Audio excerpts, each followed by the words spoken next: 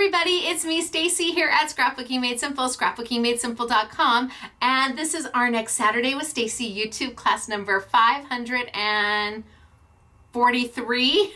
I've lost track, not because I don't know what YouTube class it is, it's because I've had to do so many in a row. You see, I've been in the United Kingdom and I am filming this before I leave, so I had to do 2 weeks worth of shows, of classes before I left, and it's all kind of just spinning in there. So I think this is, or maybe this is 44.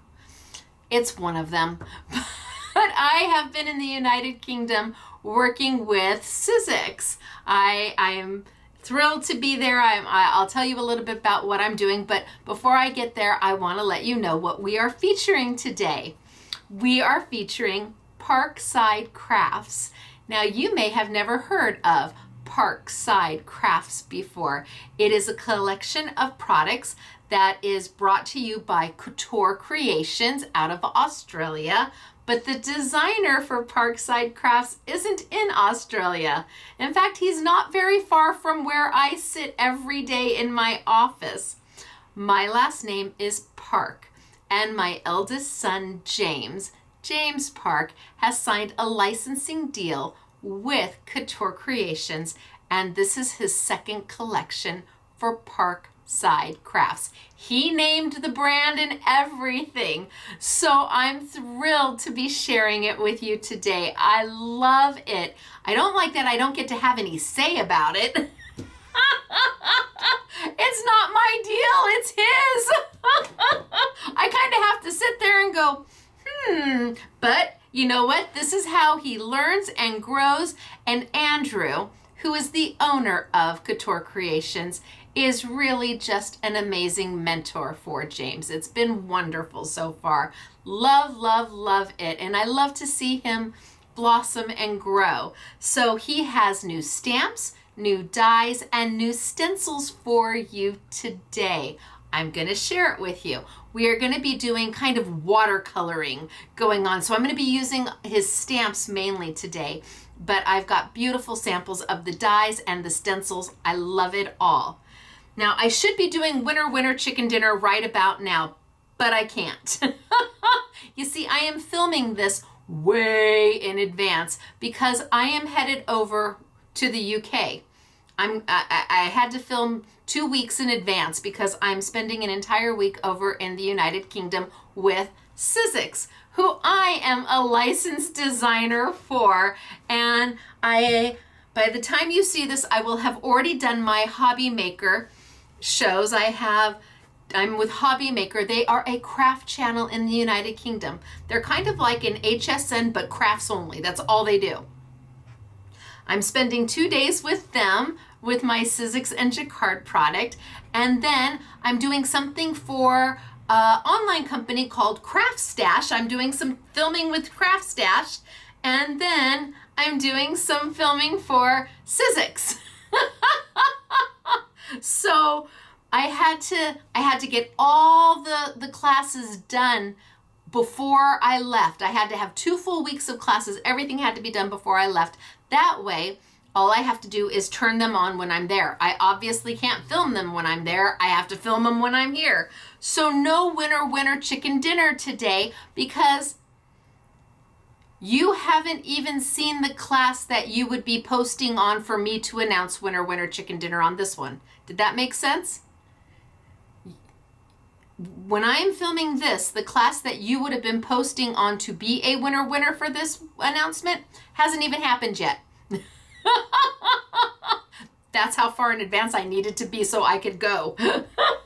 So when I come back, I will announce all the winner chicken dinners, and this gives you a great opportunity to go back to the last YouTube. We hit 800,000 subscribers on YouTube, and that means we are giving away $800 worth of gift cards. But you post on the last YouTube, not on this one. You want to post on this one too, but this one's just $25 for our winners. So you could post on the last YouTube, you could post on this one, and double your chances to be a winner chicken dinner. Holy smokes, I'm going to have a lot of names to announce when I get back. Now, James, well done.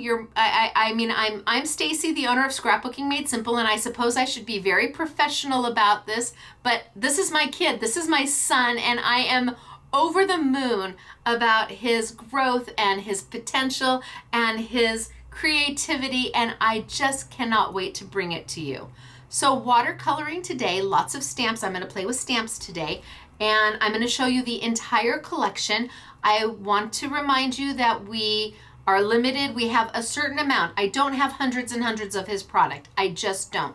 We have a budget. As much as I love my son, we have a budget here at Scrapbooking Made Simple. So his first collection that I launched flew out of here it was gone so fast, and most of his product is one and done.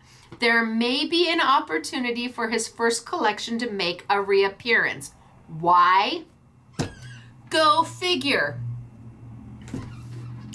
I think his product's going on HSN. He's not going to present, but his product looks like it's going to be on HSN. So they have to rerun it to have enough quantity for HSN, which means I might be able to get a few more pieces in. But my goodness gracious, he launches 2 lines, 2 collections, and the boy's on HSN. I've been doing this for 23 years and I'm still not there. But you always want your children to do better than you. And so I am super proud if his collections get on HSN, and I will be shopping with HSN. I've never bought anything in my life from HSN, but if my kids got a collection on HSN, I'm calling and I'm shopping. So please keep in mind that the collection is limited. We do not have oodles and oodles of it. And as James becomes more well-known, I'm sure that Couture Creations will increase the quantities that they are ordering. This is all very new for Ozzy Andrew, the owner of Couture Creations, and James, a brand new partnership. So excited to share it with you. All right, I think I'm going to tilt down. Can you believe that, HSN? Really? Hello, right here. You could have mom and son. Wouldn't that be sweet? We could have Parkside Crafts and Sizzix. You could do one show with James and then follow with me. I'm just putting it out in the universe. If you don't say it, you never know, right? So I'm going to tilt on down. We're going to get started for today. We are going to be doing some watercoloring and watercoloring looks, playing with his stamps. I'm going to walk you through his collection first, then we'll do some playing, and then I've got samples for you. I am having to catch a plane in less than 12 hours, so we're going to make this kind of bing bang boom today. as much bing bang boom as I can. Even my bing bang boom is an hour and a half. So it's good to see everybody. Thank you for all of your support and your kind words and your well wishes for James. And we're just excited to bring you Parkside Crafts. James Park, licensed designer for Couture Creations. All right, down we go. Let me show you some stuff. It feels weird not to do winner chicken dinner, but I'll do it. I'll do it when I get back, and I guess I'll just have oodles and oodles and oodles to announce. I'm so looking forward to that as I know I'm going to struggle with the names. Okay, die number, well, this is one of the dies. Isn't that beautiful? And then we have one of his layering stencils.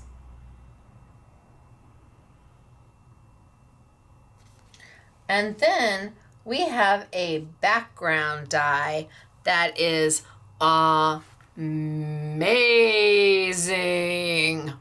Oh my gosh. When I first saw this, I'm like, James, are you sure that can be manufactured? And he's like, oh, trust me, Mom, I've got this covered. It's like, okay, I'm just going to take a step back and let you do you, boo. Came out beautiful, didn't it? All right, so let me walk you through the collection. That way you get to see everything. I've got stamps, and just so you know, everything in the collection is down below.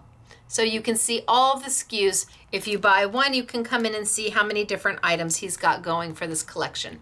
So I've got a stamp. Now, packaging error. It says photopolymer acrylic stamps. Well, it has to be one or the other. It can't be both. These are photopolymer stamps. They are not acrylic. So just so you know, it's a A2 size stamp. Pretty. We're going to be playing with that one today. And oh, maybe we're going to play with this one. Another.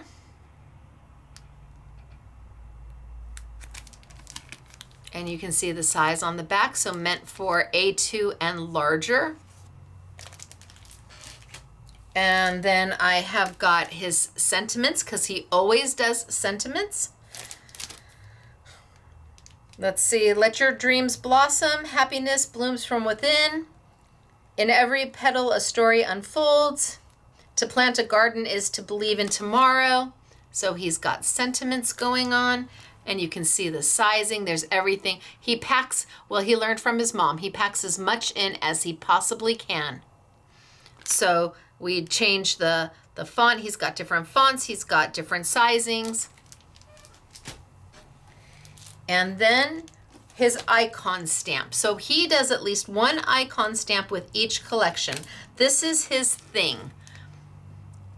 The last one had the cute little hearts in it. So this is more of a spring icon stamp. It's just darling. It really is. Wait till you see the sample. It's just darling. Then we've got our die set. A2 in size. Has the sentiment.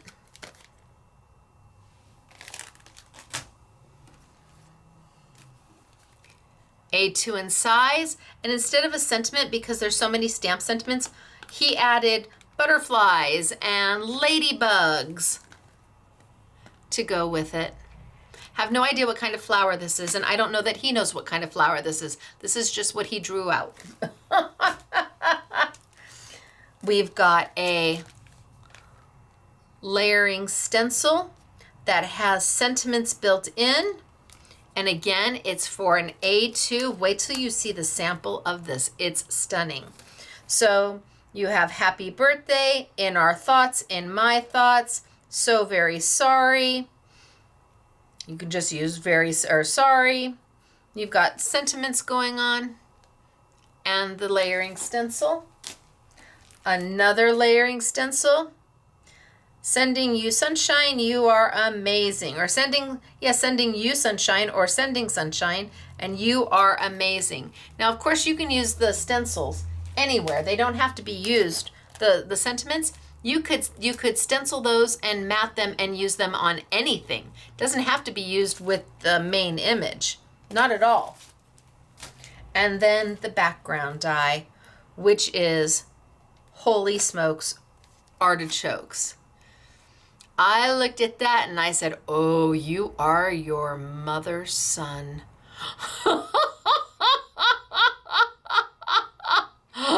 Because that's enough detail. That's kind of detail that I would have done. All right, so let's play today.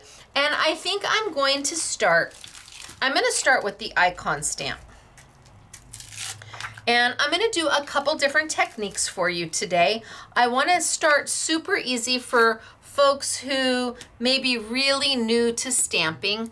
And I think I'm going to stamp this. Let me grab some paper.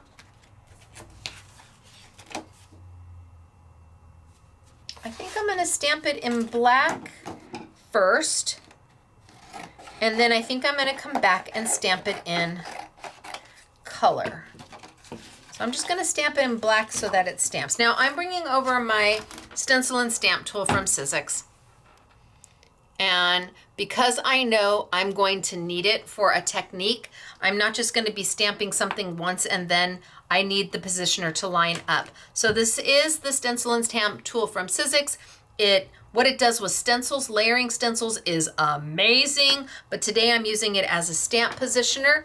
It has a piece of sticky grid that it comes with. The sticky grid can be pulled up and a new sheet can be put down as this becomes less sticky over time. I am still on my original sheet and it's still sticky. It holds your paper in place. That's what sticky grid does. It's a glorified jumbo-sized Post-it note that holds everything in place, and yet when you peel it up, it doesn't harm your paper. Wahoo ka-choo. So down I go. I'm going to put my stamp there. I'm going to put my lid in. Now when you're using it as a stencil tool, you don't need the lid, and the lid literally lifts up and down. There's no clicking into place or popping it into place. It lifts up, it lifts down. I'm gonna pull, give a little push, and my stamp has clinged to my lid. Now the lid has two sides, obviously. One, two. One side is smooth. The other side has grids to it. You wanna use your stamps, whether they be rubber stamps or clear stamps, you want to use it on the smooth side. You are not going to rotate sides depending on what kind of stamp you have. Everything goes on the smooth side. Also, this has no lip on it, so you can use any size paper that you want. And if you have a stamp that maybe is that you can do repetitive, I mean, it's just really nice not to have any kind of a lip on it, so you can move your paper anywhere. Now I'm going to ink this up, and I'm going to do this. I'm going to do it with black first, and then we're going to put the black aside for now, but I want to do this one first. And what did I get in his stamp? I was playing. Oh. So I've got waterproof ink, and this is by Jacquard. Super important that it be waterproof ink because we're doing watercoloring. So if I don't use an ink that will not smudge with water, I'm just going to make a hot mess. So super important you use the right ink for the right application. All right, so I'm going to slip it on in, and I'm going to give it a press. Now I like to knead it like dough. I don't bake, so I don't actually know how kneading dough looks like, but if I were to bake, I would think it looks something like this. I watch a lot of baking shows, and I lift up. Now if I missed anywhere, see, I missed that. Can you see that? I missed that right there. Got a hole right there. Now chances are there's ink, so I'm not going to re-ink. I just need to push. And there it is. So anywhere that I missed, all I have to do is look and see, is there ink? There should be ink there. Come back in and press again. Now if I wanted to make my image a little bit darker, I could. I just re-ink again. And because I'm using a positioner, it lines up perfect every time. Now this positioner, well, being that it's meant for stencils as well, it is a little larger than normal, but I think that you will find, especially with stamps and stencils, they are getting a little bit bigger, and having the extra size is always a help.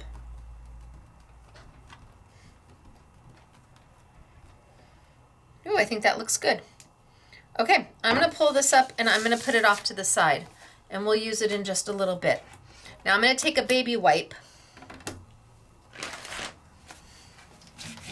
and I'm going to clean off my stamp. There shouldn't be too much ink. Hopefully I pressed it hard enough and got most of the ink off.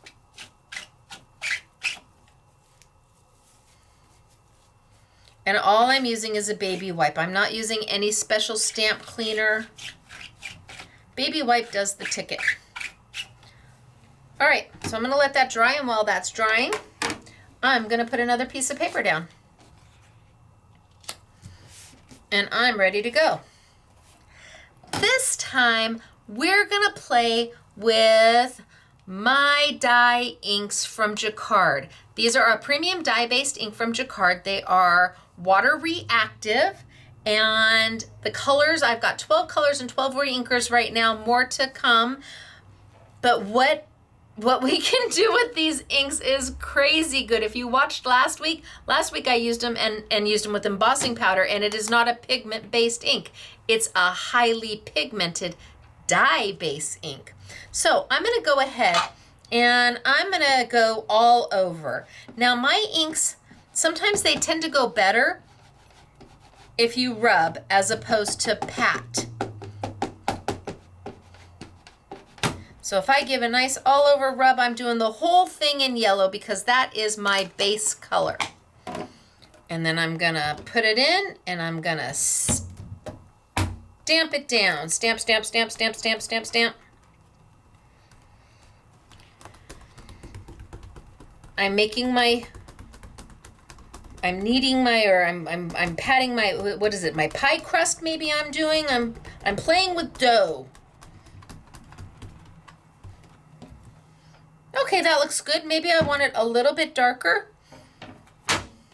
Can you see I've got a great stamp, but it is yellow. So it's a little light, but that's because it's yellow. But I could go in and come back over it and maybe darken it just a little bit.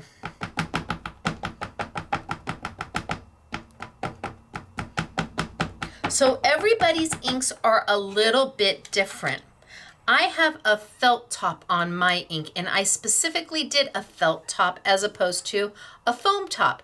They behave differently. They do different things and are wonderful all unto themselves. But just because every dye, it says dye-based ink on it, everybody's inks they do different things. So you have to play to see what the ink you have will allow you to do. Some dye-based inks are water reactive. Some dye-based inks are not water reactive. Some dye-based inks will stay wet enough for you to blend. Some dye-based inks, no blending at all. It just depends. Need. Making my pie crust. Oh yeah, that looks great. So I was able to line that up easy peasy. If I was doing this on a block, I would have much more, actually I wouldn't be able to line it back up. I would not have been able to come back in and do a double stamp if I was doing this on a traditional block. It's very hard to line something up once you've stamped. And so the stamp positioner does make it very easy.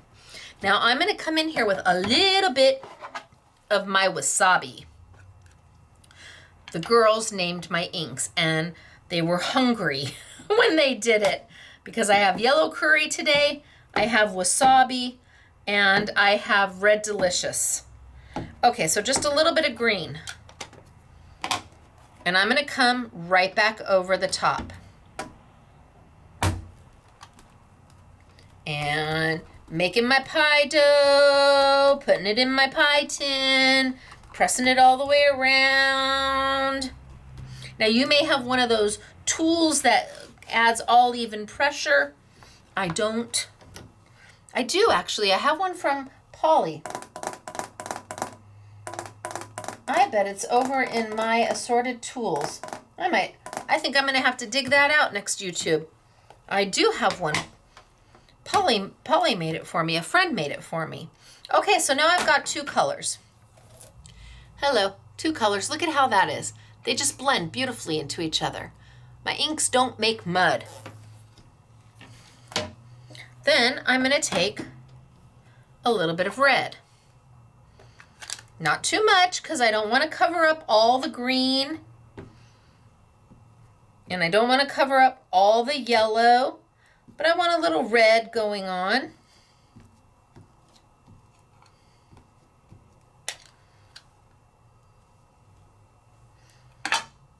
You're like, well, for not too much, you're putting quite a bit on.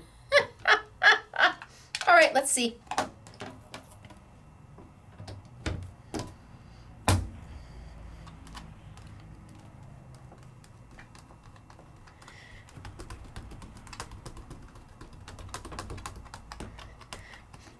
Mr. SMS does not do pie dough. He does not do pie. Unless it's a chicken pot pie. Ooh, there we go. Look at that.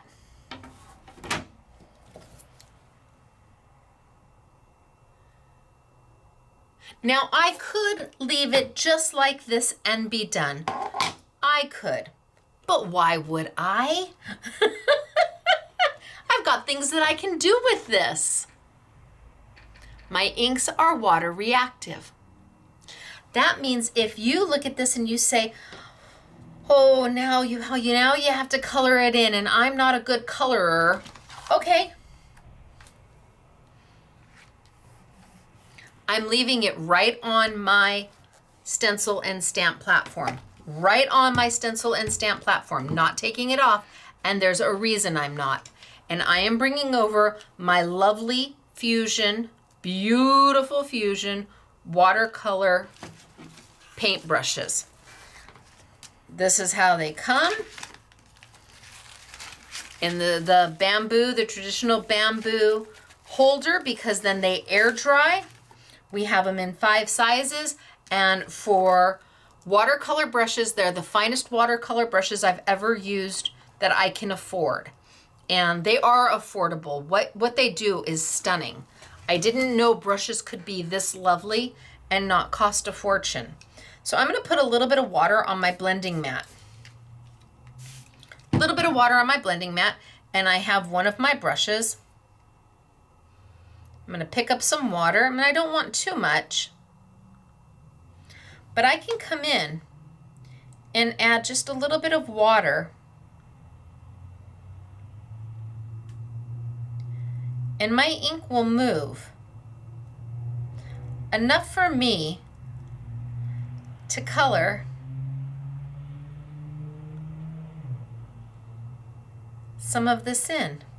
Now it's just going to be light coloring, but if you're not confident in your coloring, this is a super easy way to color in the design without having to use anything more than water. So all I'm going to use is water. And I'm just going over the top of the design, and because the ink is water reactive, it's just filling in a little bit, taking away a little bit of that white.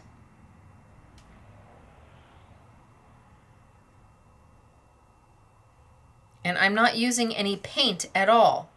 All I'm doing is using water. That's it.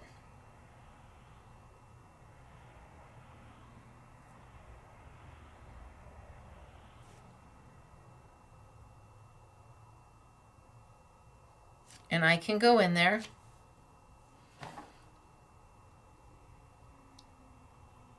and I can make it look like I used a little bit of paint. This is for those who say, I just can't color. Well, this is a good way to start, because we just used inks, we stamped our image, and now I'm using water. It doesn't get that much, any simpler than this.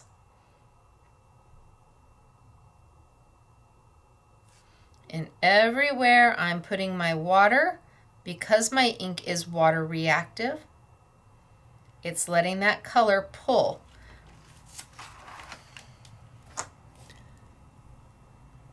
So that I'm coloring in.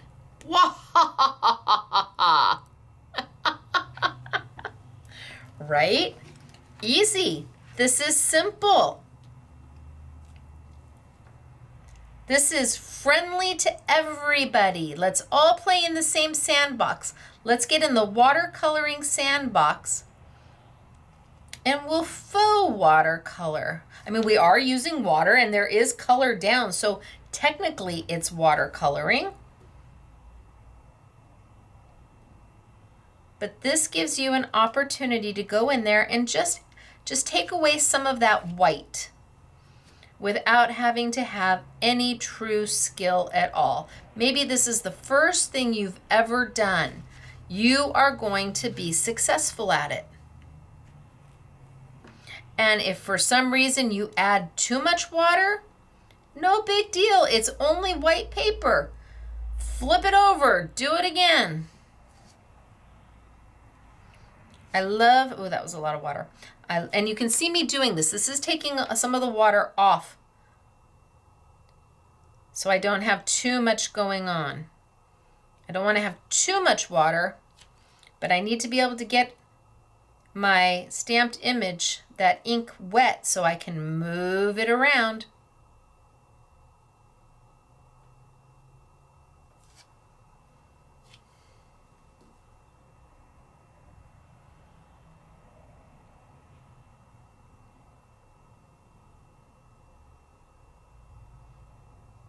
Okay. This one's just all yellow. All yellow. Now, as I'm doing it, my image is softening up just a little bit because that water is working with the ink. So the sharpness of my lines is softening up just a little bit.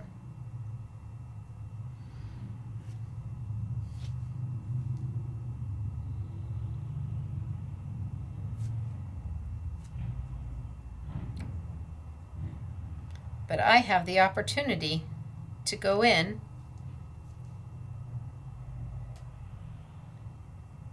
and make those lines crisp and sharp again. You're like, well, how can you do that? So my lines are sort of softening up as I add the water. And you can see the water. I mean, it's wet. I'm trying to get a glare on some of this so you can see where some of it is wet. Definitely has some water on it, so the lines are softening. But since I left it on my stamp positioner, my stencil and stamp tool, all I have to do is bring over my stamped image again. Now, I'm not going to go over it with red, because if I go over it with red, I might change the entire thing to red.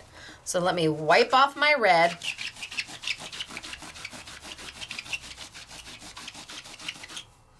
Okay, clean off my stamp. I'm going to come back over it with my yellow. My yellow is not going to change my red. It's not going to harm my green, and it'll just intensify my yellow, but it will add some boldness back to those lines again that I have softened. So I'm going to come in here with my yellow. And because I didn't move my paper, it's going to line up perfectly.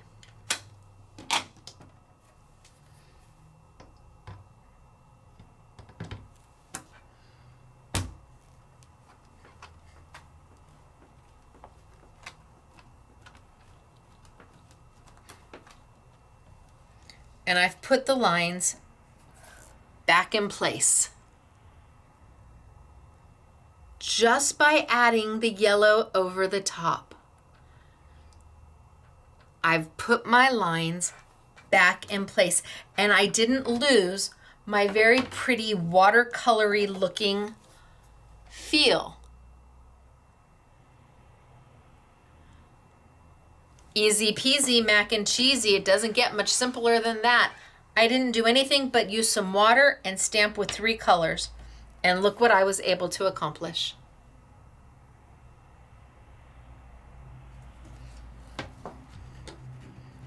All right.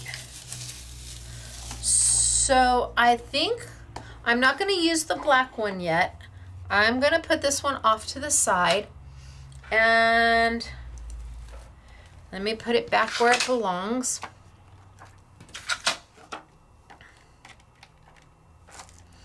And I think I'm going to grab another stamp. So A2 in size. Actually, it might be just a hair bit bigger. And this is Parkside Crafts, and this is the what he calls the icon stamp. He likes doing one of these. He's got one of these for every, at least one of these for every collection. So he just called this one Floral Debut Background. But cute stamp. All right, I think I'm going to take this one. And I'm going to do the same thing. I'm going to stamp it in black, so I have one in black for a little bit later. So I'm going to line it up. I've got my paper. My paper is stuck down with my sticky grid. Put my stamp where I want it. Give a press. Pull it up. and I'm good to go. Grab my waterproof black jacquard ink. Super important.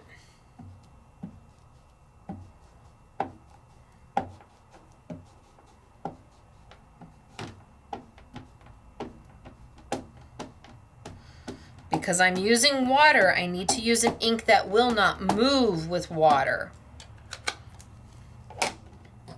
Slip my lid right on in, just right on in, and down I go. And press, press, press, press, press, press, press, press, press. And if I lift up and I see I've got an empty spot somewhere, I can look right on the stamp and say, oh yeah, there's still black ink there. All I have to do is put it back down and press again, and that black ink will transfer. Oh, beautiful. Do I want it darker? I don't know, it looks pretty good, but why not? Ink, ink, ink, ink, ink, ink, ink.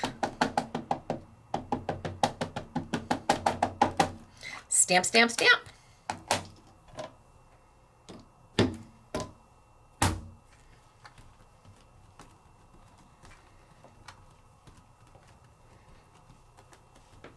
Making my pie crust.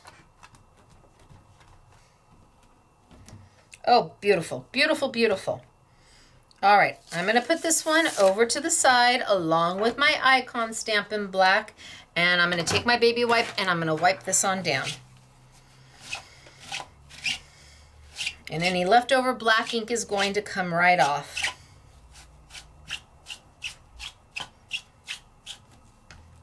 Okay. Dry, dry, dry. Let's cut a piece of paper while that's drying. And let's wipe off before I spill it everywhere. Wipe off my blending mat. And let's cut a piece of paper while my stamp dries.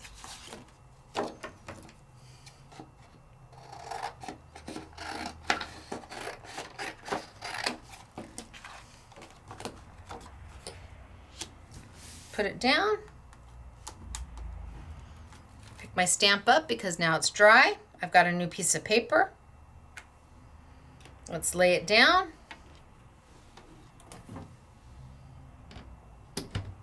Put my lid on. Let me go back just a little bit. Put my lid on, close it up, and press.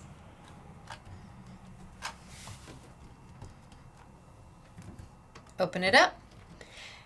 And I'm gonna kind of do the same thing, but different.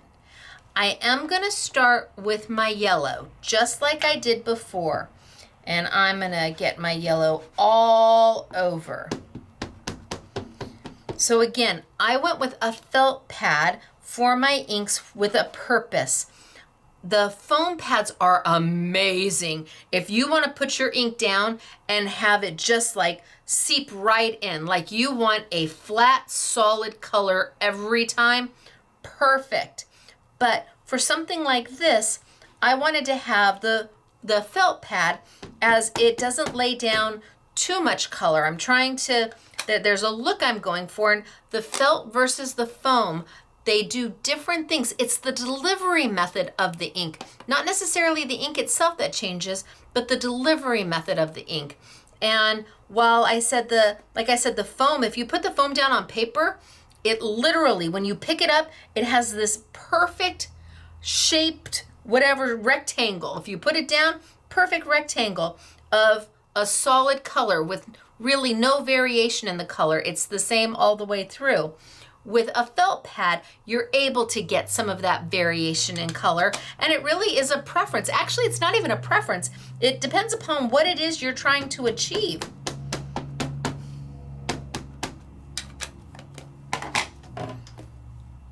There's a reason for both. So, kneading my pie dough or pressing it into my tin. I could be making a pizza and pressing the dough out. I missed a whole space right there. Totally missed it. Put it down and press. And now I didn't miss it because the ink is there. It's not the ink's fault, it's my fault. I didn't press. And I think I might do it because it's yellow. I might just do it one more time to darken it up. So right now we've done a wash, rinse, and repeat.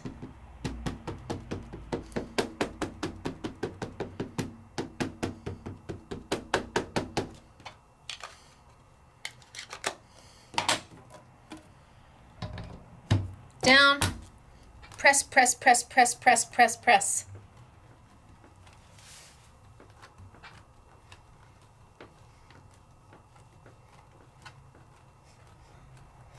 And up. Beautiful. Very happy with that. Now I'm going to do a little bit of the green. And I'm going to try and keep my green kind of to the leaf area. I mean, I'm going to get some green up here and over there, and it's going to be fine. But I'm gonna keep it kind of close to the leaves and the stem, and maybe this little guy up here and over to the side.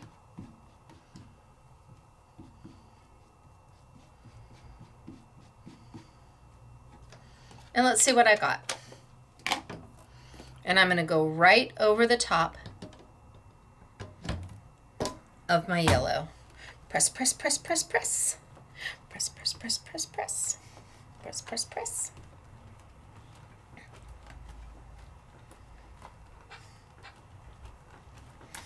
And let's see. Ooh, that looks good. Happy, happy. Now I could stop there. I mean, that's a beautiful stamped image. You know, I think I might even do this twice, now that I'm thinking about it.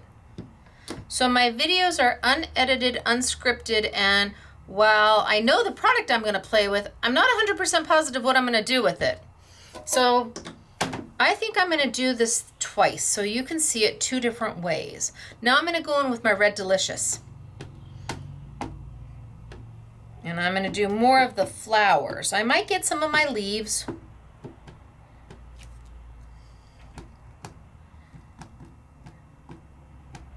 Probably got a little more of my leaf than I wanted, so I'm just going to wipe it off. But I want to make sure I get my flowers.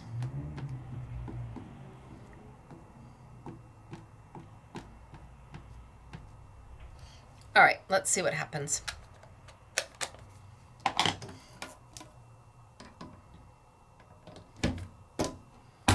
Press, press, press.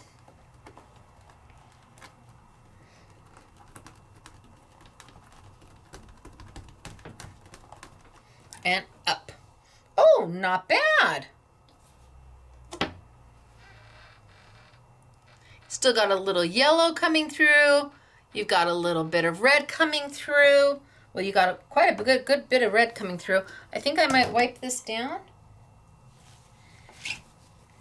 And I might just add a little bit of my yellow again.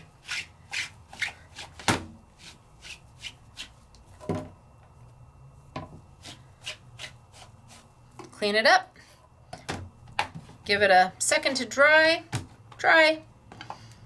And let's come in. And I think I'm just going to add a little bit more yellow. Just to the whole thing.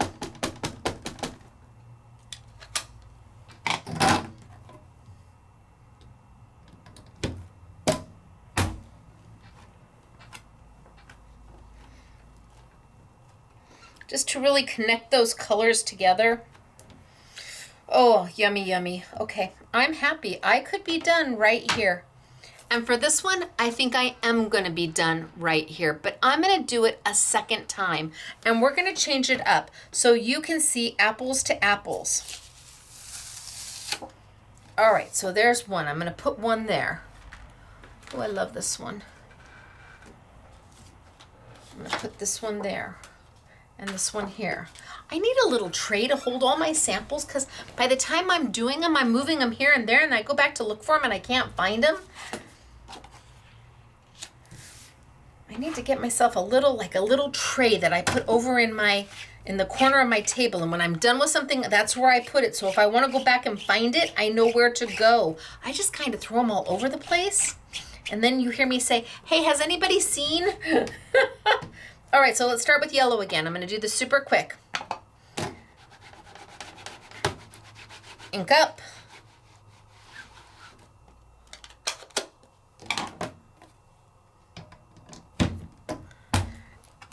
Down.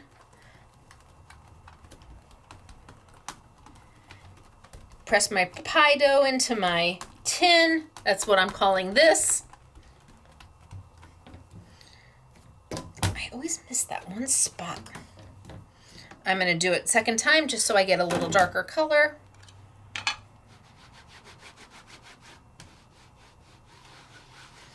And I always start with a light color and I do the entire stamp with it. And that way, as I add my additional colors, I know that if I don't want to get it all over, all my additional colors. I don't want the red and the green to cover up all the yellow, but I'm sure that every area of my stamped image is there, has been stamped, because I know I did it in the yellow. It's the only color, or the base color is the only color I do the entire stamp in. Good. Okay, now a little bit of green.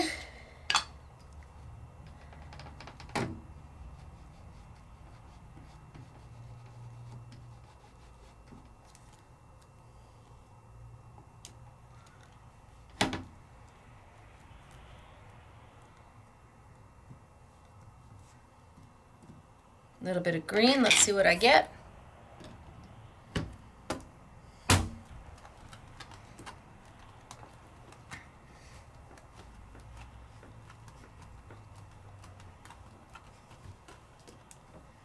Oh, good. Okay, this is where we're gonna change things up. This is where we're gonna change it up, and we're gonna do it a little differently. I'm gonna take, and I'm gonna use a spray bottle. I've got water. I'm gonna spray my stamp. And I could start out pretty light, like, oh, just a little water. Oh, just a little water. And come in and lay it on top and press. But I know that I want to make this ink blend and move into each other. So for me to be able to do that, I'm going to need more than just a little bit of water. I'm going to need some water. Now remember, it's only paper. If we don't like it, we can start again. Now I've got my stamped image really wet. And now as I'm pushing it, I can see that the ink is actually moving. My ink is moving as I'm pressing down.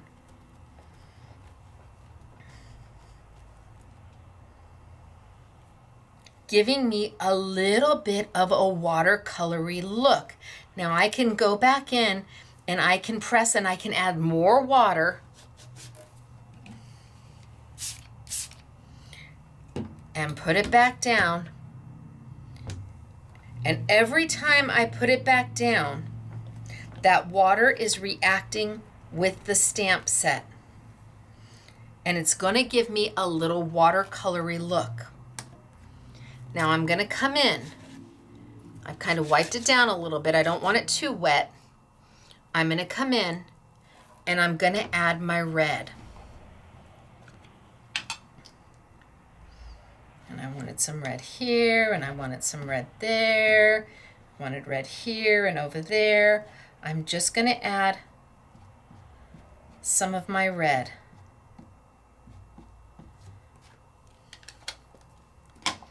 And I'm going to come in and lay my red down.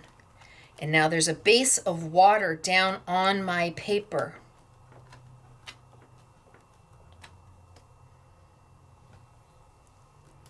And as I do this, I can add more water and lay it down again. And every time I add more water, the ink starts to move. and it starts to blend into each other. Giving you a crazy, beautiful, blended look. Can you see the water on there? And I could continue to add more water. And the more water I add, the more maybe the lines are going to soften a little bit. I mean, I'm really spraying it. The ink is going to move a little bit more.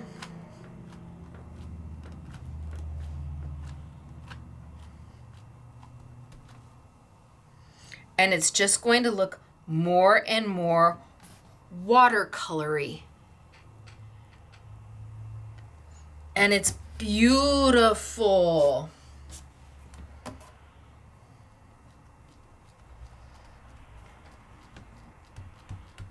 Every time I press, it becomes more and more watercolory. But I didn't use a paintbrush. I didn't use a paintbrush at all.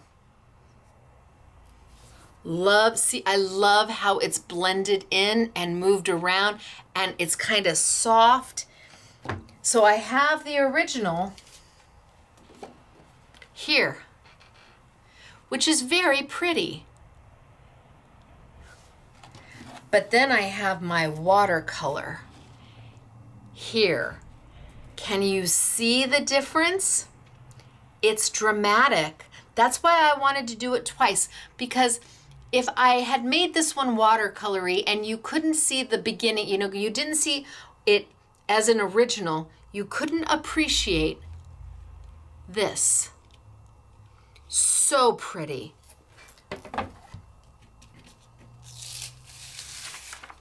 Let's try it. Well, it might be getting time. Well, no, it's still sticky. Let's try it with, oh, I moved. Okay, I'm just going to be okay.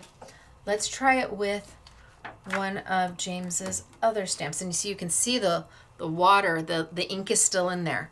So because I added so much water, you're going to start timid with your water. I get that.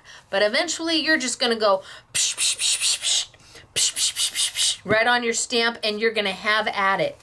But it's important to leave the stamp on the stencil and stamp tool so that you're able to continually reline it up as you're adding your water. So now we did watercoloring by just stamping our many colors and taking a paintbrush and moving some of that color. Then we stamped with multiple colors. Then we made it more of a watercolory look. Oh, like you hand painted it. Don't tell anybody you didn't. I won't tell anybody you didn't. I need to clean off the top. See, can you see that? I've got the ink on the top from all the water spritzing. And let's take another one of James's stamps. And let's get another piece of paper. You think this one will work?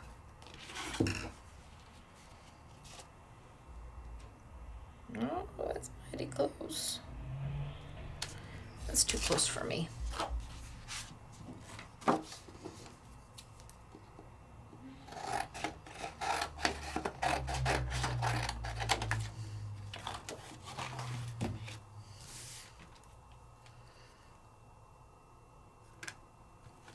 So today I'm just playing with three colors of ink. Down, pull it up. I always start with my yellow, and I've got James's Parkside Crafts photopolymer stamp. That is an A2 in size. The florals just look so beautiful when they're watercolored. So press, press, press, press, press. Press, press, press, press, press. And pull up. And I'm going to go darker.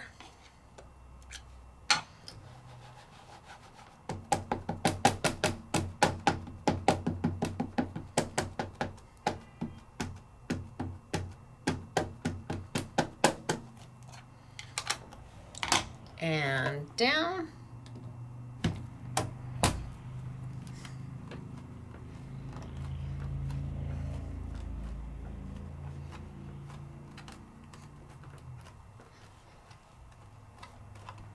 And up. Oh yeah, that looks great. Little press here. Done. Better. Okay, so I've got my yellow down. Now I'm going to do the same with the green. So let me see. I'm going to kind of go around the outside of it maybe.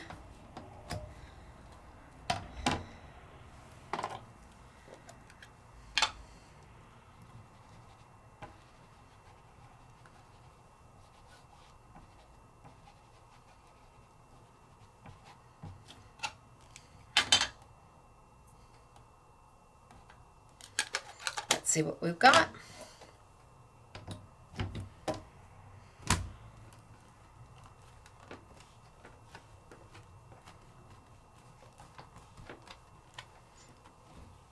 Oh, look at, isn't that beautiful? That's so pretty. Oh, design envy. That's beautiful. I don't want to do the, get in there, get in there.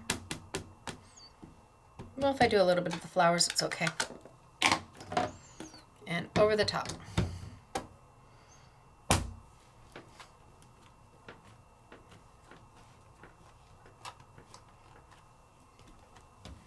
Lovely. Oh, I got a lot of green on the flower. Okay, well, you know what? I think I'm going to come back with a little bit more yellow then, just to be sure I've got some yellow going on.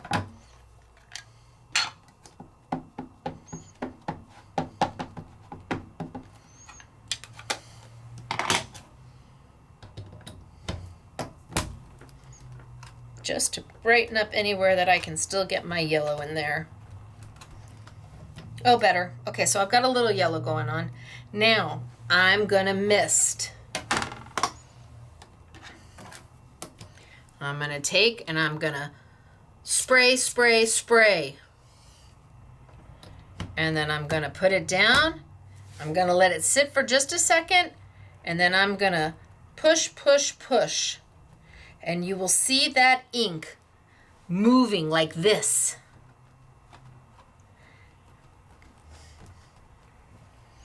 Ooh. Spray, spray, spray. Just let it sit for a second and let that water do its thing. And you can see the ink blending into each other. Yay. Okay. So then I'm going to come back in with my red.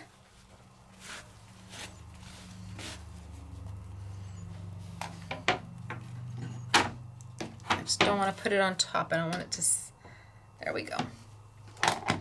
And I'm kind of looking for here and here and here, kind of in the middle.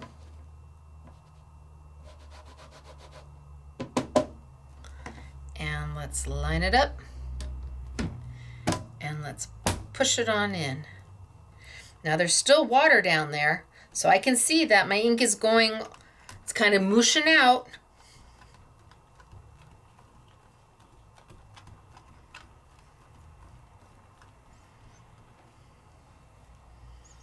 Oh, yum. Do I think I have enough water? I think I might have enough water. Maybe I do a little bit more red. Red, red, red, red, red, red, red.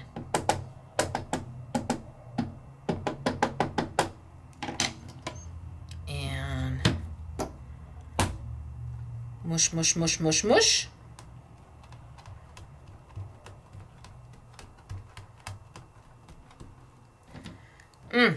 I'm loving it. The boldness of the colors is beautiful. So I'm going to peel this and I'm going to let it dry.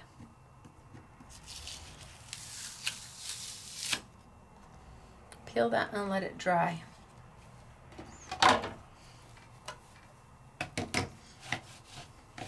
Now, if I had done it just regular, no water.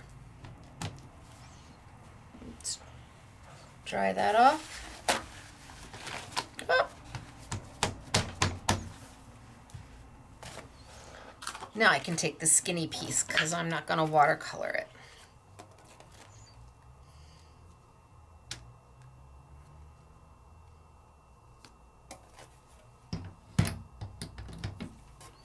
Zoop.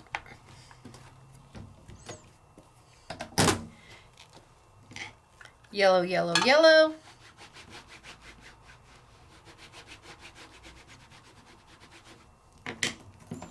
Stamp, stamp, stamp. Oh, Stacy. I didn't dry my lid enough, but okay. No, I'm on the wrong side. Stacy. This is my smooth side. I clinged it to my grid side. You're like, well, why do they have a grid side? Well, that's because if you want to line up letters, you can see, or if you're lining something specific up, how about I put it to my smooth side? Now you see what happens when you don't put it on the smooth side. Oh yeah, boy, oh boy, did I make a mistake on that one. How about I turn it over? And how about I reline it up?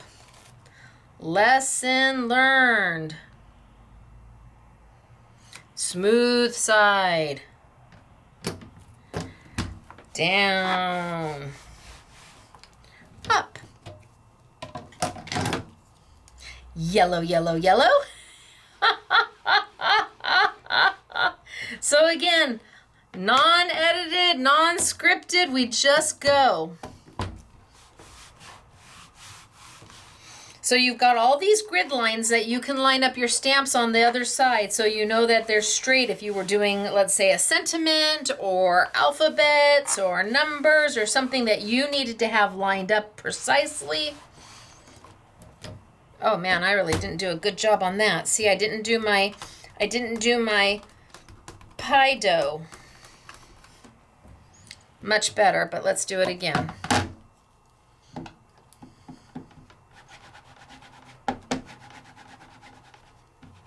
And I do the base color, the whole stamp in the base color.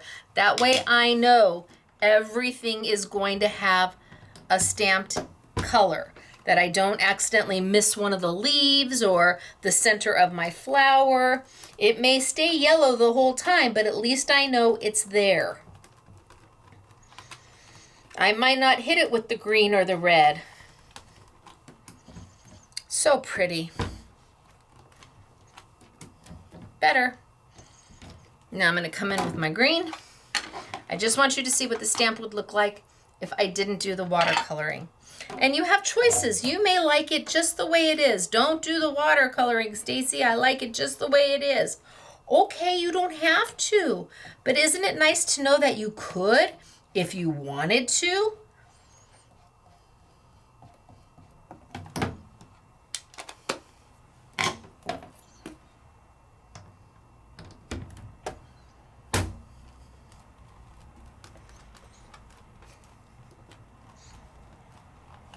Okay, and up.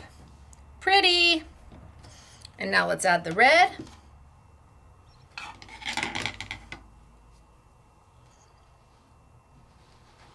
So my inks are super highly pigmented.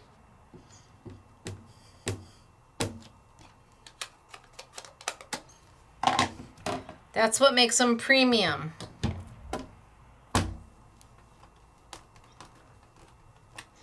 And when I use the re-inkers, oh my goodness, I use just a drop of ink. Oh, I got rid of all my yellow. Oh well.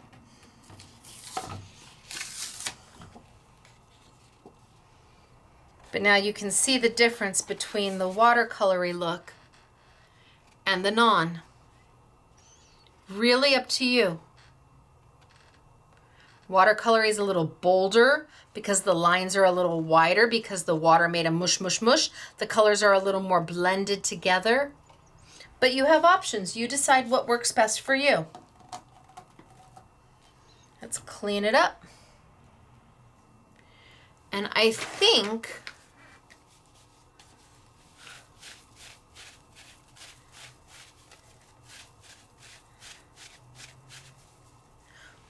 I'm gonna move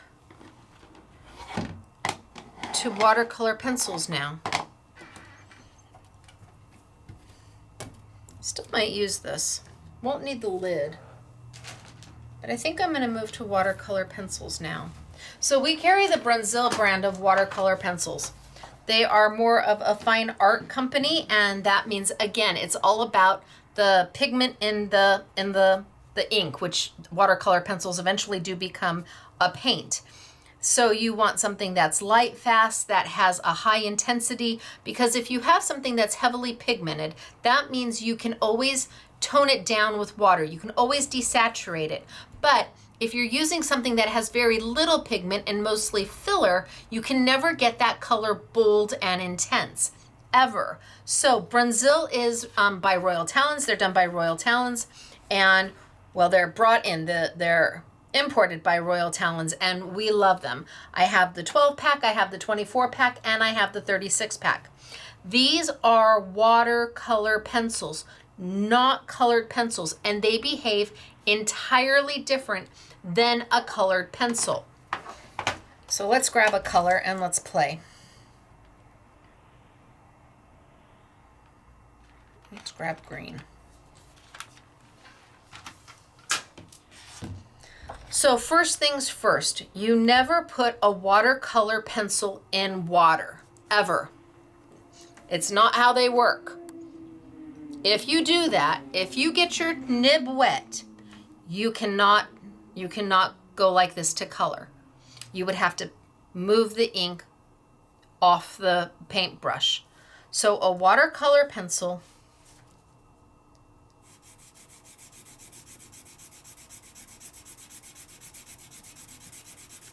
looks very much like a crayon when you color it. Very much like a crayon. It's when you add the water to it that is going to change the look of it. Maybe I go with a little thicker brush. So water off to the side. Dip my brush, get some water in there. And then when I add the water to my watercolor pencil, that is when it makes it into a paint.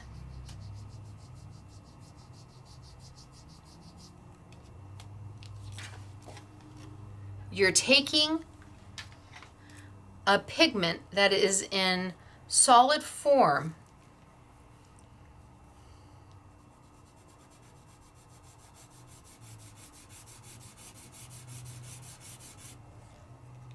but when you add water to it, you are changing it into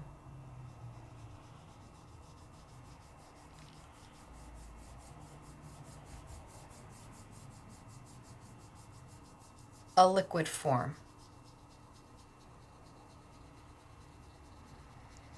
And one that'll just keep going. I mean, Brunzell, you can see how far I can take that color and how light I can make it wick out. I can desaturate it quite a bit to where one color, let's start super light, and then a little darker, and then a little darker,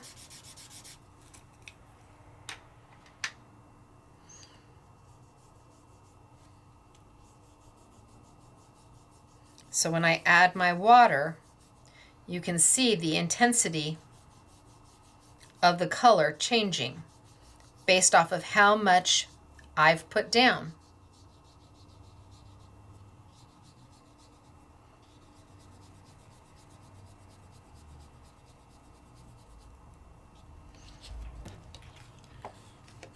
Now you can get a watercolor pencil wet, you can.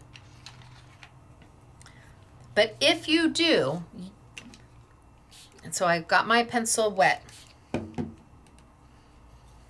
and I come in here and I do color. Depending on how much color you put down and the pencil, most often I won't be able to get rid of the, do you see the scratch lines? It will be hard for me to get rid of those scratch lines. Let's bring another piece of paper over.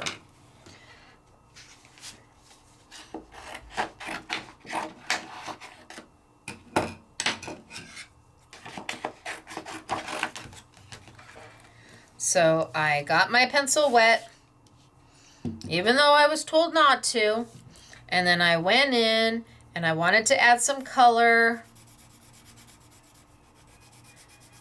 And that looks great. Now I'm going to add my water. And it will move.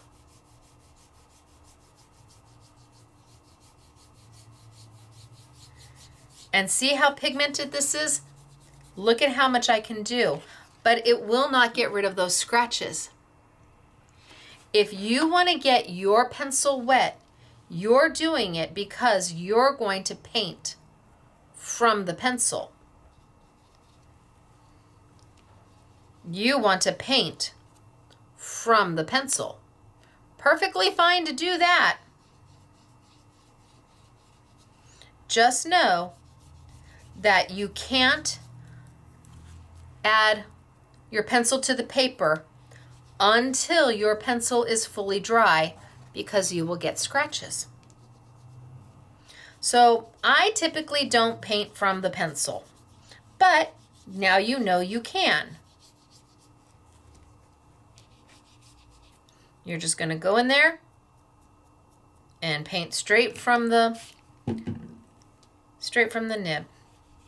Your intensity of color is going to be darker because you're picking it up straight from the tip of the pencil. Gosh, this is a pretty blue, isn't it?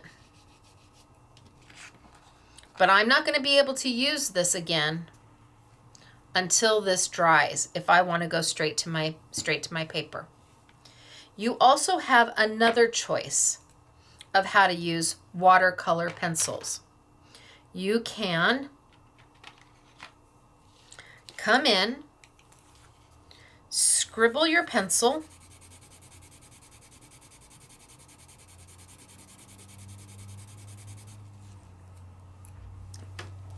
pick up some water,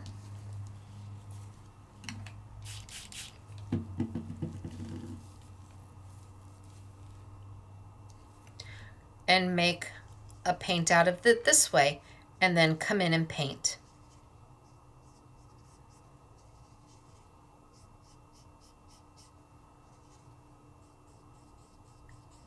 So it's almost like you're palette painting. I've put some color down, and then I'm coming in to pick it up and lay my color down. I don't have enough water.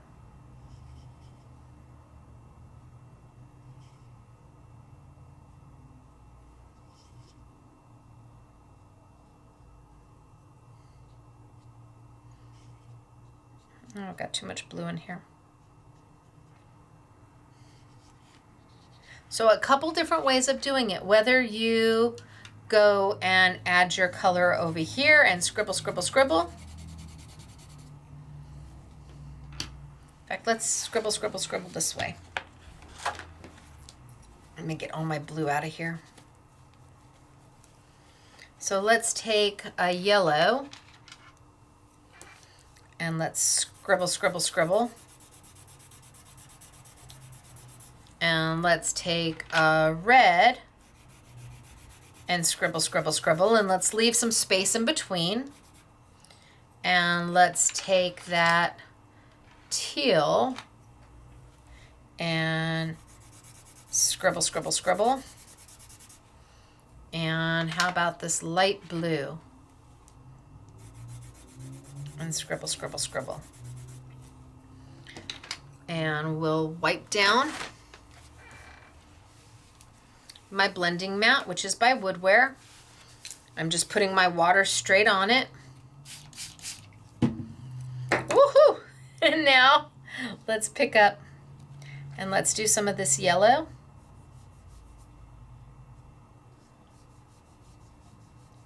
And let's move that yellow down, and let's pick up some of this red, and let's move some of this red into my yellow. And let's make a blend.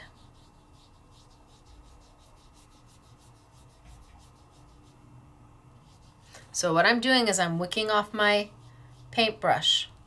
So I want to take a little of the water off so that I can make a blend. I almost am going to get it to a dry brush status, just so I can make a blend. If I need to add a little more yellow, I can't go on top of what's wet. I have to go on dry paper. Otherwise, it'll leave those scratches.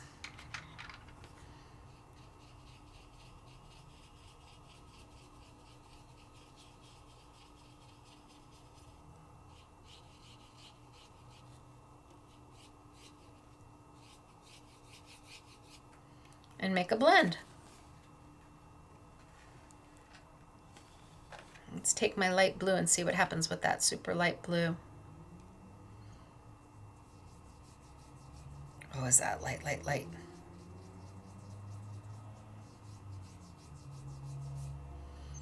And then this is so much darker. And then I'm going to wick off my paintbrush. I want it almost dry, so that when I take it into each other, that teal doesn't overwhelm the super light blue.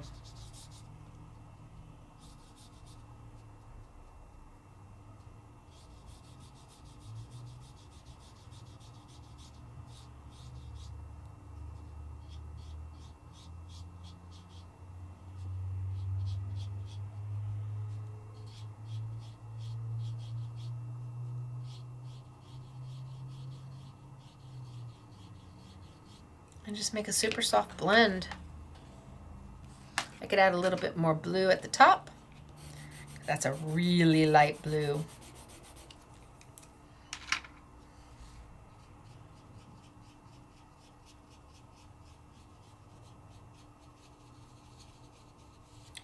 And blend it on down in.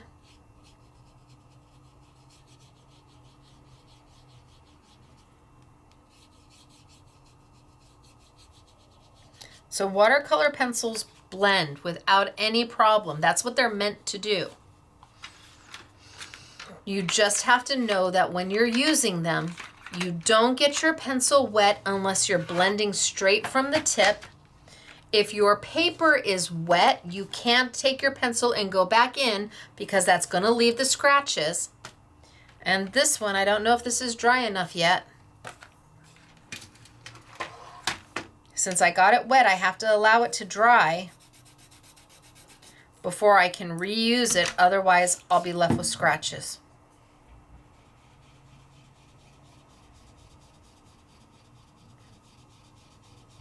Oh, that looks good.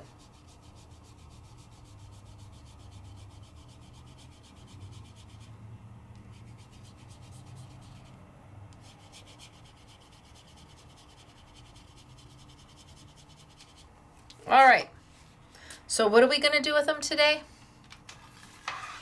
Well, I did these in black, remember? I can just use my platform as my holder of my paper. And on this, I think I'll go back to one of my smaller brushes. And I think for this, I will palette paint. So I'm going to cut this out eventually. So I think I'm just going to put some of my green over here. Go in with a little bit of water.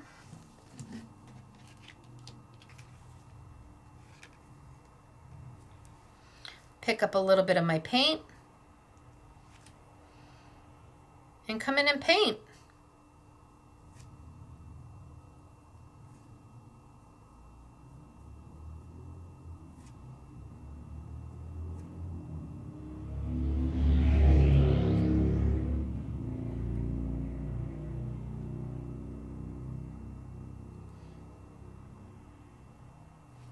And just easy peasy.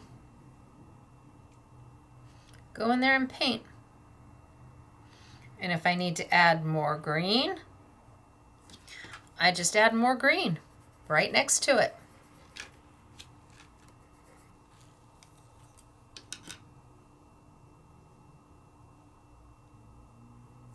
And I can go back and make some of the green just a little bit darker. So you got a little shading and a little shadowing, but what an easy way to do this. Let's use the red. A little bit of red.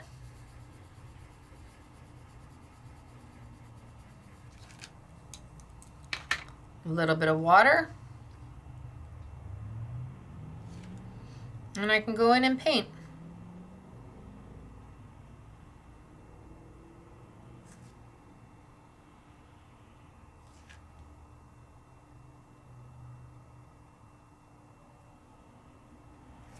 Now this isn't hard at all. I can go back in on this little guy. I don't know if you can see him.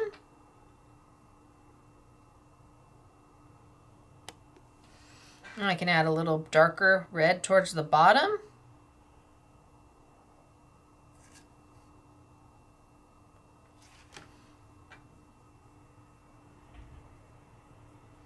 Just paint them all in.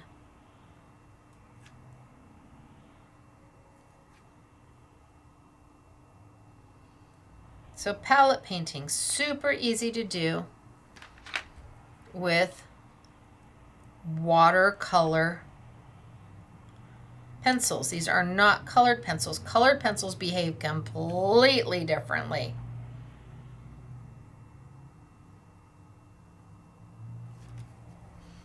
Kids love watercolor pencils because they love how it takes it from a pencil and then all of a sudden they've made a paint. And they're easy to clean up after.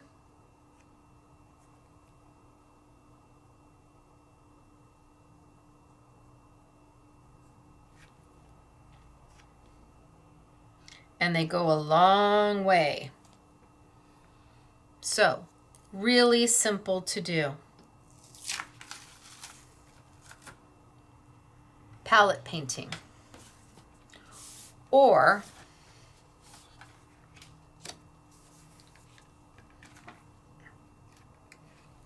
I could take and go straight to my design. So here I've got my green. I might take my green right up the center. And I might have a little bit at the bottom. What you need to remember is when you do this, you have to leave negative space. If I color this entire thing in with green, it's going to be a solid color of green. There's no changing it. I need to be able to pull my ink, my paint out, allowing me to make some highlights and some midtones. A little bit of water. Maybe a little bit bigger brush.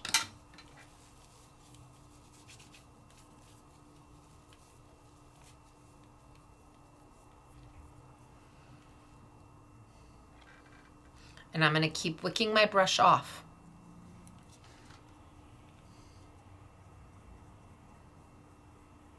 And I'm going to pull that color out.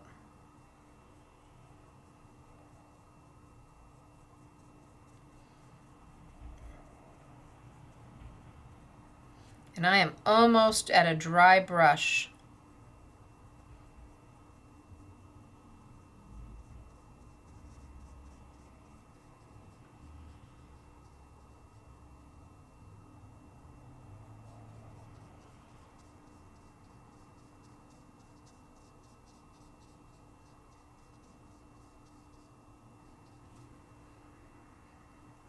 A little bit of water.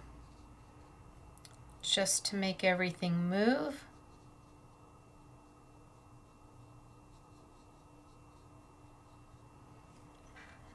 And I've got one leaf done.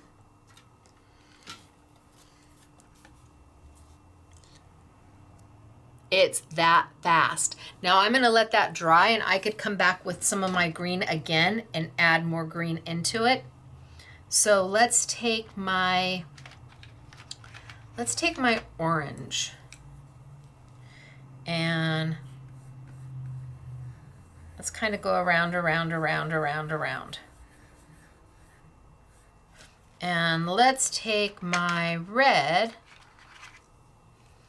and kind of go a little bit at the top, not too much, a little bit at the top,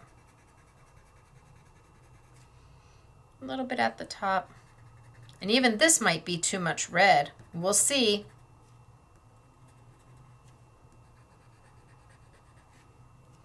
And a little bit of orange. Orange. A little bit of orange. All right, let's see what we get. It looks like a hot mess. You're like, you're gonna change that into something pretty? I'm gonna try. And it's white paper.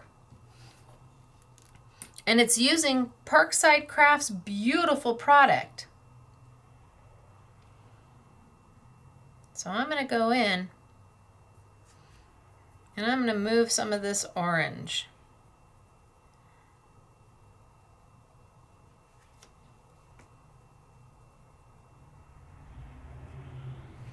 And then I'm gonna go in and I'm gonna move some of this red.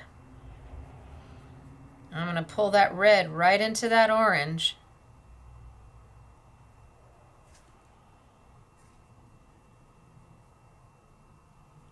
I kept the red pretty soft. I can always come back and add more red to deepen it, but I didn't want to add too much red that it overtook my orange. And I'm just blending them, pulling that red down, and moving that orange up until they make a blend.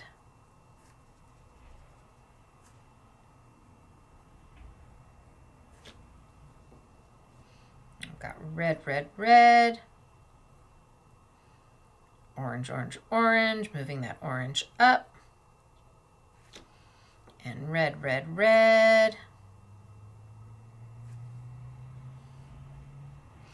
I didn't put any red on this one.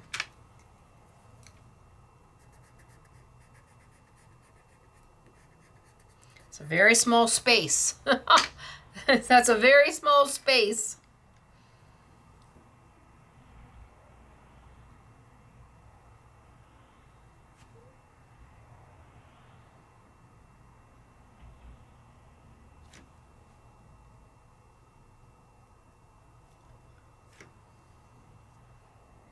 I'm just making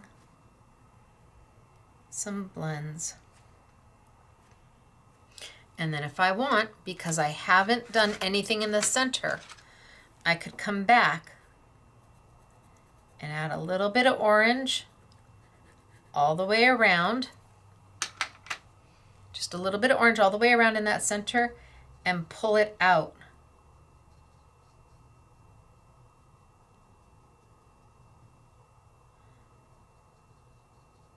Just so it darkens my color, my orange, just a little bit all the way around.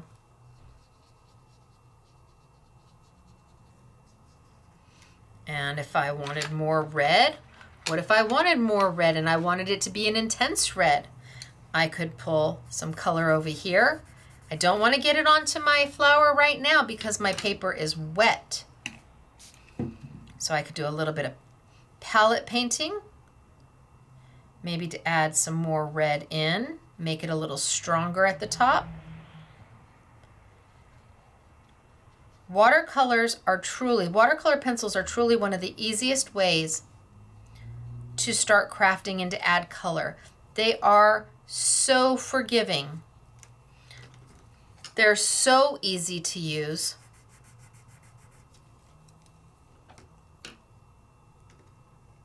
They make you look like a pro.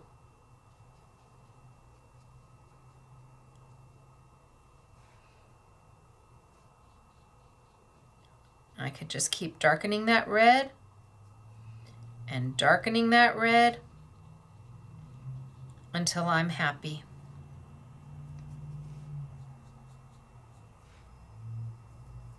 I'm going to cut all that off anyway, or you could have a separate piece of paper so you can do both straight to your design.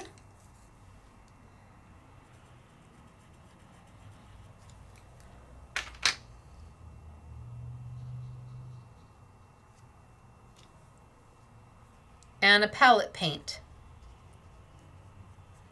So I could always make that red darker if I let this completely dry, but I'm not patient enough. So I like to do the combination of both. I'm not patient enough to sit there and wait for this to dry. I want to paint it now.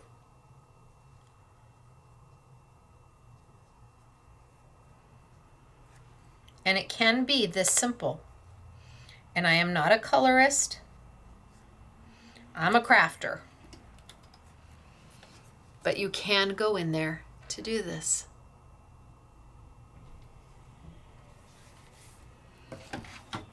Now my paper's dry, so if I wanted, I could come back with more green and add some green towards the bottom of it again to really intensify that color down there. And I'm just going to use very little water, just to move that color a little bit. I want to have that shadow down there. I just had to wait for it to dry. And now I'm just going to wick it out so it blends out.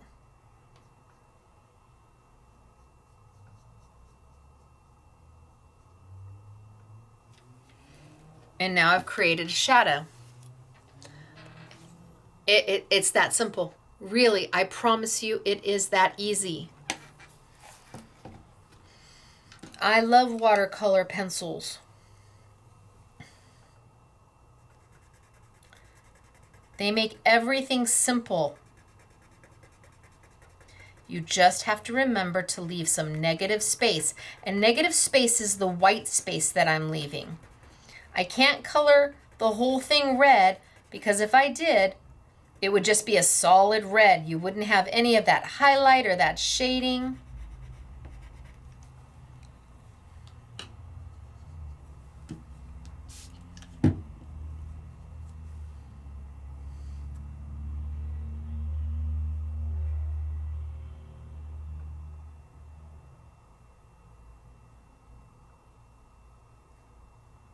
I'm going to leave it almost full color at the top. And I'm just going to soften out that line of demarcation where I scribbled.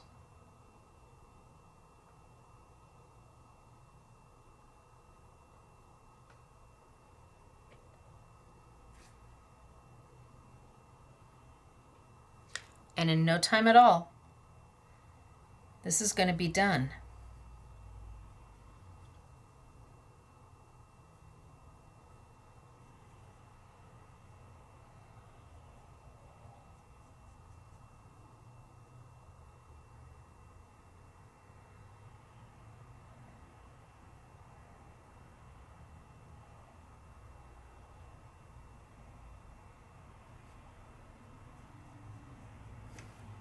Take off a little bit of my water.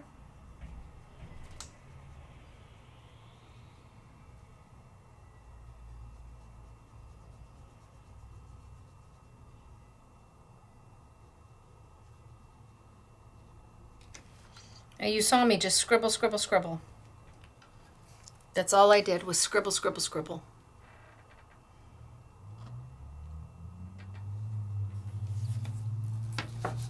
This feels dry.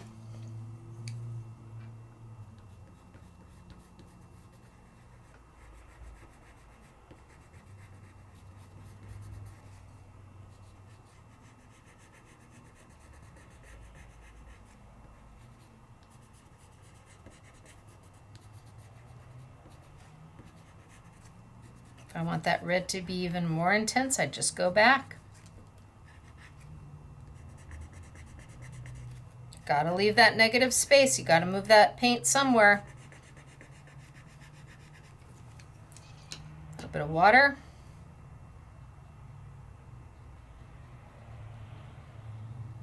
And I'm literally just gonna pull it down, and I'm gonna leave as much of it around the edges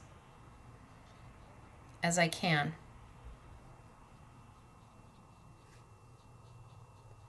And just soften those edges up just a little bit so it doesn't look like I scribbled.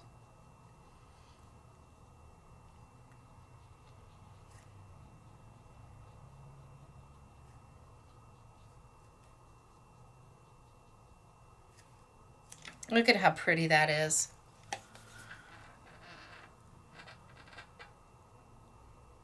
If I can do this, you can do this. And the way James has done his stamps is that he's given you room to do this. Sometimes it's hard when a stamp is too small, and that's where you might want to go in and do that palette painting where the image is a little bit smaller. But James has given you ample opportunity to get in here and play.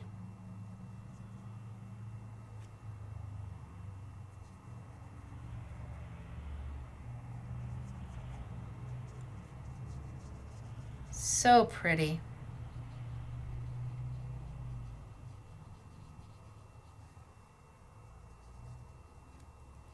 Little bit of water.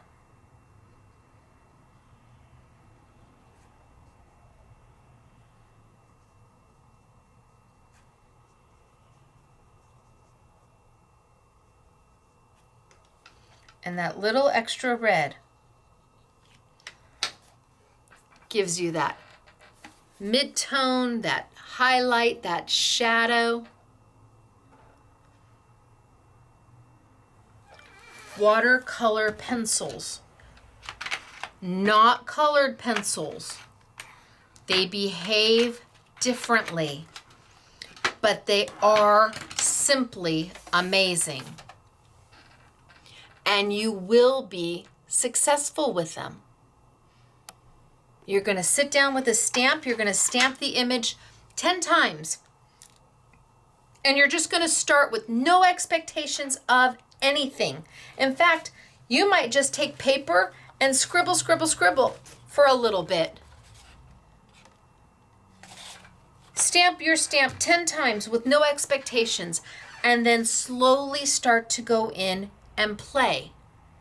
And I promise you, the first stamp that you do will look completely different from the 10th. By that time, you will have gotten the feel. You will understand how the watercolor pencils move, that how long it takes for your paper to dry so that you can go back and add more. And the overall size of the imaging from Parkside Crafts gives you that opportunity. I love it. So, I mean, we started way back here where we took, because of my ink, I'm able to take water and go in and add a little bit of water to it and move some of that ink around to where you don't even have to think about coloring. You just go in and add a little bit of water to it and move some of that paint around and fill in some of that color so it's not so white. Then we went ahead and we stamped and just did beautiful stamped images. Now I could, if I wanted to, I could do the same thing here. I could add a little bit of water and I could go in and grab, it's a little bit harder because the image is a little bit bigger, grab some of the color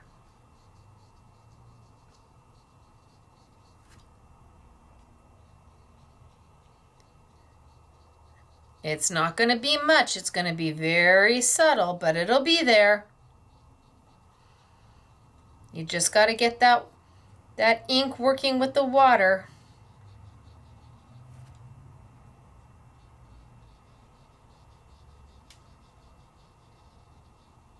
Or you can go in and just very subtly add some color to the white. Or you can be like me, and I'm like, I'm good for all of it. Let's get it wet. Let's watercolor with it. Let's spritz it. Let's push it down. Let's make it look like we painted it as opposed to stamped it. I love them both. So here's this one. Just stamped versus watercolored. Or stamped and then spritzed with water and kept putting my stamp down and mushing my colors together.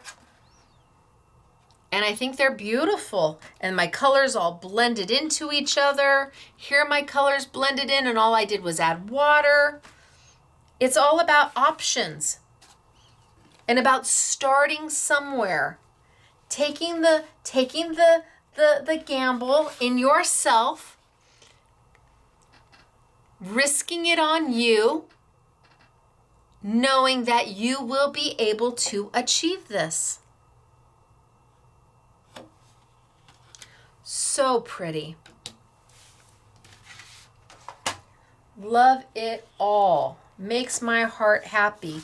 And you choose the application that works best for you. You have choices, you have options. And it was all done with either watercolor pencils, or if you want to start out a little slower in your roll, my premium dye-based inks from Jacquard. They behave differently. They're not the same as everybody else's. All dye-based inks are not the same. And so you have to try your dye-based inks. Go get them out and get them wet and see what they do. And it's not going to hurt. Grab some paper and try. Yes, they stamp, and they stamp beautifully. They do. They stamp beautifully. But they blend beautifully too. And they let you emboss, which is a whole nother thing. That was last week's video. And then we have all of the Parkside Craft product.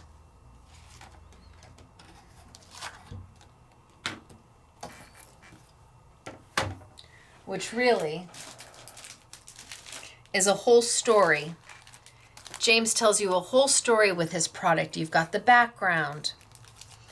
You've got beautiful layering stencils with the sentiments that can go on the background. The sentiments can work on anything. They even go on the outside of an envelope. They're lovely in size. So they're for the inside of a card, the outside of an envelope. But he's trying to tell you a story with his collections, so that hopefully there's a little bit of something for everybody, to where you can mix and match and use and paint and color and make lovely things. So this is Parkside Crafts. It's called it's his floral debut is what the name of the collection is. It will be at independent retailers everywhere. Well, if they buy it. It will be in other online stores, absolutely. It is not exclusive to Scrapbooking Made Simple. It is a global brand. And yes, I am very proud. So that's what we have for sale. We have the Parkside Crafts. I have got the watercolor pencils, whether you want the 12, the 24, or the 36. They're Bronzeel, they're beautiful, they're a high quality product, and you will not be disappointed in them. I will have the Fusion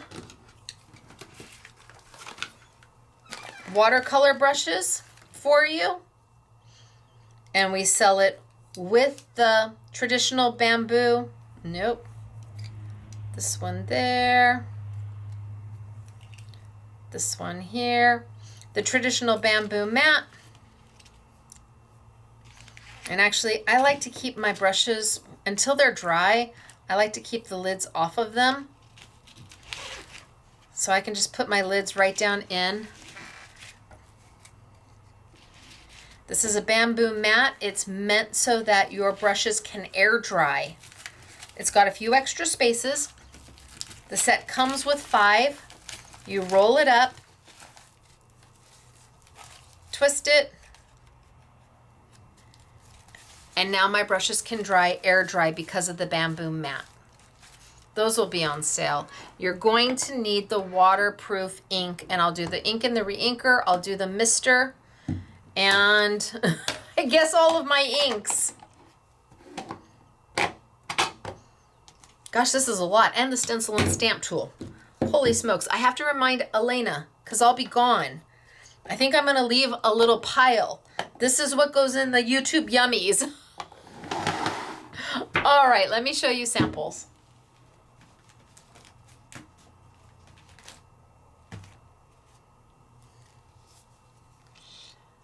Look at that. Isn't that beautiful? So pretty.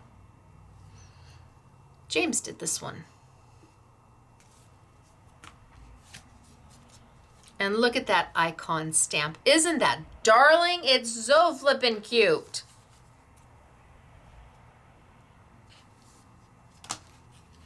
Here we've got the background. We've got the big, beautiful floral, and they've left it very simple. It's so lovely. And here is the stamp, and they fussy cut it. Holy smokes, artichokes. Look at how beautiful is that. Flowers bring color to your world. And look at the layering stencil. It's a focal point on your card.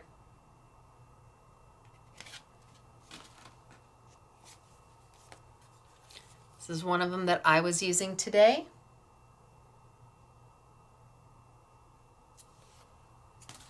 And here's the background stamp with his sentiment. All the sentiments are his. That's the background die, or the background die. It's beautiful, isn't it? And then we have So Very Sorry. You've got the layering stencil. You've got the words.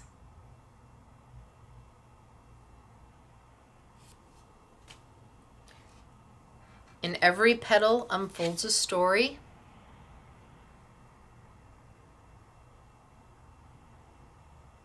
To plant a garden is to believe into tomorrow. And I love how much negative space they left. I love this. This is beautiful.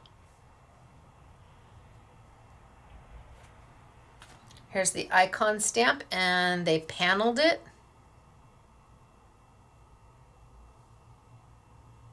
So just cut it into 3 panels. Happiness blooms from within. It's part of his sentiment. They're just lovely. Everybody did an amazing job on these. And then the 3 that I started with. That background is amazing.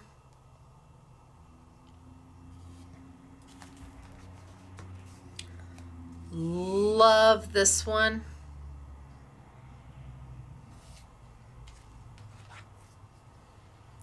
And the die. So, second collection from Parkside Crafts, from Couture Creations. James Park is the designer. His next collection will be May and then July.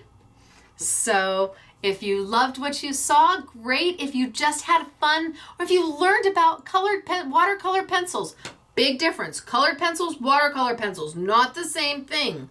Do not take a colored pencil and try to add water. It isn't going to work. So you look at the packaging. Does it say watercolor? If it doesn't, if it just says colored pencils, totally different. But maybe you had never seen watercolor pencils in action. Maybe you didn't know everything you could do with watercolor pencils, or the different ways you could use them, or how not to use them. And maybe you learned that, gosh, you can just, my ink doesn't make mud. You stamp and stamp, add your layers, and then add some water to that stamp, spritz, spritz, spritz, and push it down, and let the stamp do the watercolor work for you. Why not? So oodles of things that we went over today, and I hope you had a great time. I hope you did learn something, or that you remembered something that you had forgotten, or you're like, you know, that doesn't look as hard as I thought it was going to be, or I've never seen that before. Wow. Any of those things work for me, and that you enjoyed the samples, because the girls really, they put their heart and soul into them, and James puts his heart and soul into his collections. So it is not exclusively here at Scrapbooking Made Simple. Please shop your independent retailer if they have his collection, or maybe they have watercolor pencils. By all means, stop in and see. Most craft stores do. Maybe they have a spritzer bottle. Maybe they have some lovely watercolor brushes. Shop local if you can, and if you can't, then find your favorite online store. So, I am Stacy. I want to say licensed designer for Sizzix, but that's a different YouTube. I'm Stacy. This is Scrapbooking Made Simple, scrapbookingmadesimple.com. You'll find all of this product in our YouTube Yummies category. It is all here in stock, available. And if you are local, absolutely come visit us Monday through Friday, 10 a.m. to 6 p.m. We're closed on the weekends, but you can come see, feel, and touch all the samples and all the product. The next time I see you will be for a Make It Monday event at 5 p.m. sunny California time, 7 p.m. Central, 8 p.m. Eastern, when we bring you a value. It's going to be somewhere between $80 and $100 for, could be more than $100, I don't know, for $19.99. And that is our Make It Monday event. We live chat during the premiere. Just like this, we live chat during the premiere. 5 p.m. sunny California time, 7 p.m. Central, 8 p.m. Eastern on Monday. Until then, everybody, hopefully I'm home. I think I'm back from the UK. So hopefully I'm home, and I have been on live chat with you, and I've told you all about my travels. So I will see you next time, and thanks for being here, everybody. Again, Stacy, Scrapbooking Made Simple, scrapbookingmadesimple.com. Bye.